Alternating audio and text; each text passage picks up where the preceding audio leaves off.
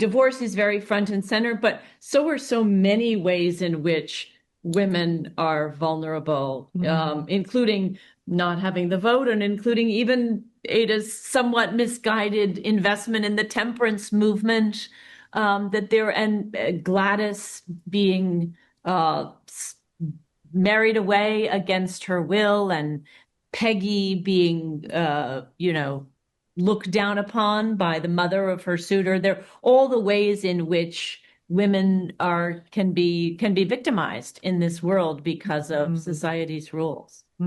It's about a group of people getting through life as best they can, which is true of all of us. And I think every now and then we need to be reminded of that.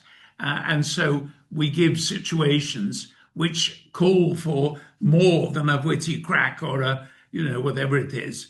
And I think there was a bit of that going this year, because it was such a strange time in the world generally for all of us, that I think that probably did influence a bit and sort of anchor us. And this season was fun because the most stable thing in her life, where she gets to be vulnerable, is destabilized. And so you see a lot of cracks in the armor for Bertha this year, and her vulnerability. And so, though I think you're right to say that a lot of viewers will be critical of what she's doing to Gladys, Bertha sees what she's doing for Gladys, which is setting her up to have power and influence and protection in a world that's not set up to protect her.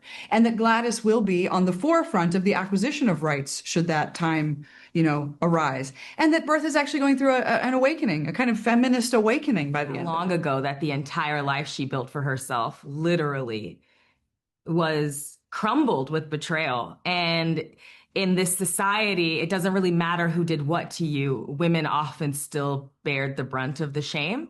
We see it with Kelly O'Hara's character this season. It's not her fault her husband's leaving, but she still can't go to the dinners, And so I think that a lot of that grief is also from letting herself hope again and letting herself dream again, and to see it, the risk of it being taken away, of feeling like her open-hearted self isn't enough, is, I think, where that gut punch really comes from, and those wails, History rhymes. And so I think issues, that were relevant back in the 1880s, we have parallels today with everything from marginalization to women's rights to,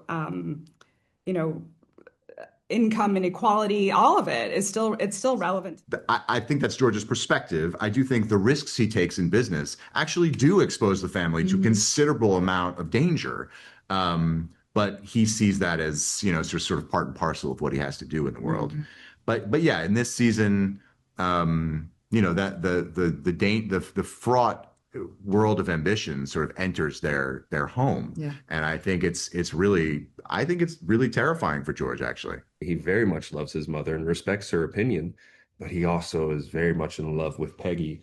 And I would often, with Felicia, talk about how I see the qualities within Peggy that I see within my mom as well, and how they're actually very similar, which she would, be like, oh. But I think, how any man loves his mama is probably how he's going to treat and love his wife. And so the conflict for Kirkland comes of, how do I bring my mom along with this new generation and help her evolve?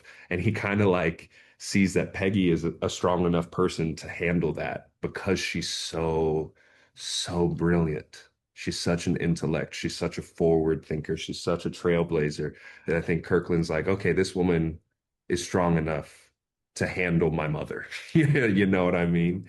And it was really only after the Civil War that America began to feel its own strength and to feel its own muscles, and to realize they didn't have to do things in the European way. They could invent their own way. They could have their own kind of American society. They could have a different place. And that would be their strength. It wouldn't be their weakness. And I wanted to sort of explore that dawning awareness